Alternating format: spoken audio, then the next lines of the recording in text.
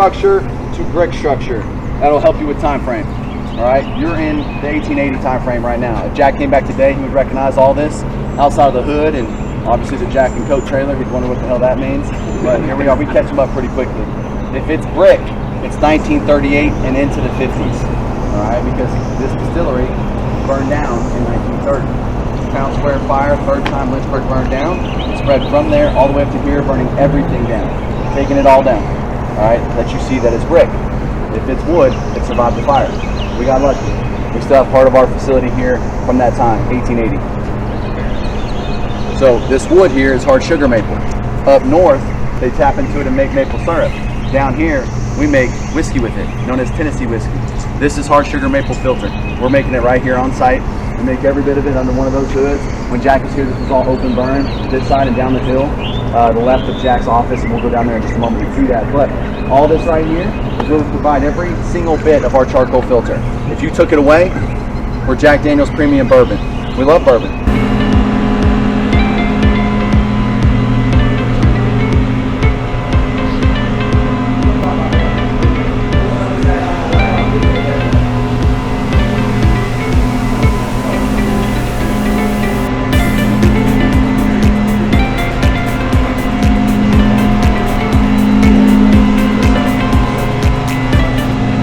So a couple things here are layered in.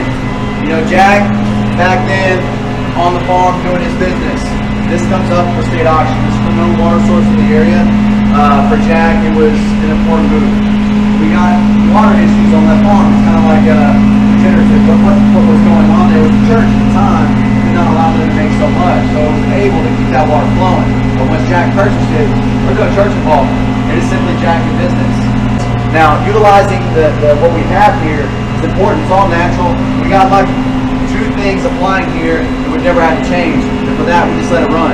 Back then, we were unsure of the water, right? It kind of went that way until about the 90s. We would even sell water to the public. It was just kind of one of those things. But now we understand it more than ever through technology. This is tapped into the Highland Rim. This is considered endless. This is millions and millions of years of rainfall right here, and it's coming up from underground. It's already clean. It's filtered through Tennessee limestone, mineral rich and iron free. It is the perfect element removed to distill and provide moonshine with. Dull, black, and a bitter taste if you have iron in your water.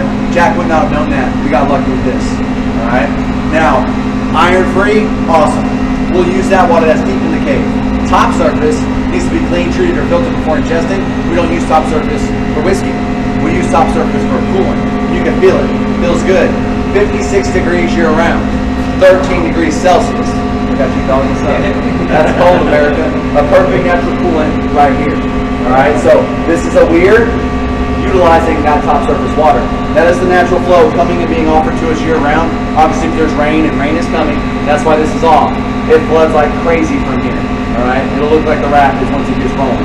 Alright, so right here we got this going on. If we hung out long enough, you would hear these like suctions. That's the sensor right there. It's pulling open the pipes and sucking in water as a coolant that goes into fermentation. Keeping those coils going up and down with cold water will keep that yeast at a 90-degree temperature for 6 days. That's the sour mash recipe for us. We will ultimately heat that mash up and make moonshine. Perfect. Right here, we got it. What's crazy is this is Tennessee for you. This is everywhere. We have more caves and caverns in Tennessee than any other state in this country. It's over 10,000. And the water rights go to the land rights. So if you own property on it, this is yours. You don't got to talk to the government. You don't got to pay taxes on it. You got your product right here. I think it's a beautiful thing. We purchased this for $2,100 and some change, and we serve 170 plus countries with our water source right here. Wow. I think it's pretty wild. Yeah. You can walk it for about 2 miles, and you got to start swimming. They're swimming a little earlier, but we'll still get there, I promise. Alright. I love it. I think it's great. When I was younger, they didn't quite have this like this. I mean, it's still cool, but it's just more of a little smaller lube. You get to get up in here and feel it. I think it's awesome. It's great. Alright.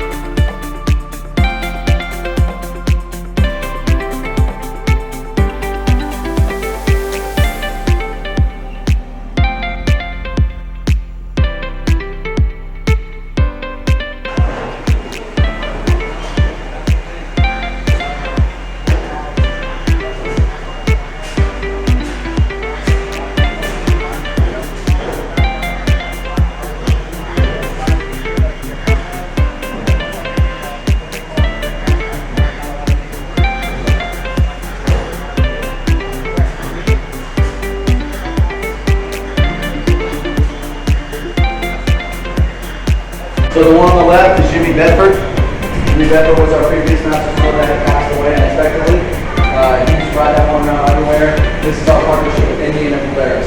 So it started off like every 7th model, they would turn into a Jack one. And then it turned into very making Jack editions now. Pretty slick. So barrels, one-time use. The majority of our barrels are going to go to Scotland and Ireland for Irish whiskers and Scotches. 80-day use of American white oak barrel, and we can only use our barrels one time. Alright, down south, we're in rums. Wineries and breweries more than ever as that continues to boom across this country. I think it's a wonderful thing.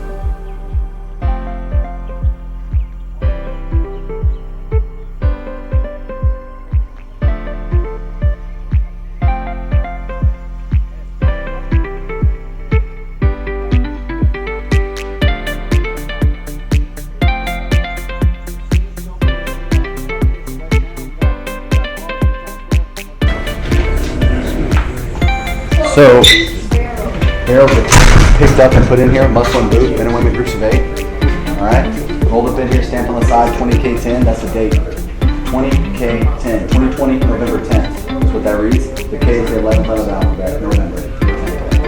Alright, we'll check on the 4th year of that date, so we're catching up on it. November this year, we will drill some inspect these barrels, see how long they need to sit, if they need to be rotated out, and we move on from there. So that's how it works. That's a real confusing thing, stamp for people from out there, but y'all should be just fine. Is this from tasting or is that? Just what happens. So hot and cold. Wood, when it's hot, it'll stamp tighten up. Alright, we might not have that many leaks, but we're gonna have some loss to evaporation. When it starts to transition to the cold is when we have a lot of leaks. So that wood dries up, wood loosens up, the sugars dry up, so we'll have leaks. That's how it goes. Rain comes in here, pressure. It will push the whiskey through the wood as well. So it kind of adds up to about 10 gallons per barrel on average. Angel share, that's right. A lot of drugs.